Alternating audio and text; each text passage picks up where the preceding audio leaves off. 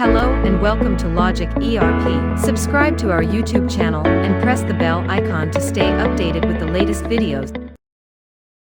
In this video, we'll explore the automatically refresh item feature while creating a new item in Logic ERP.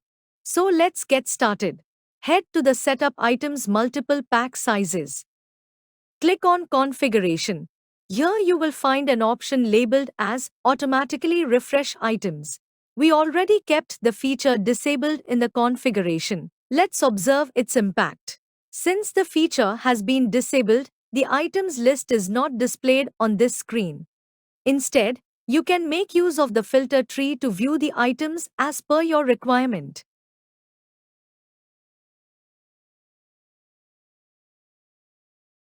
Let's enable the feature and observe its functionality.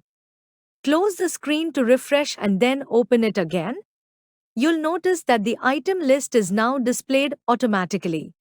You can expand the list by clicking the plus icon, and also you can use the filter tree to view items based on your preferred criteria. I hope this video was helpful. Thanks for watching. Like, share and subscribe.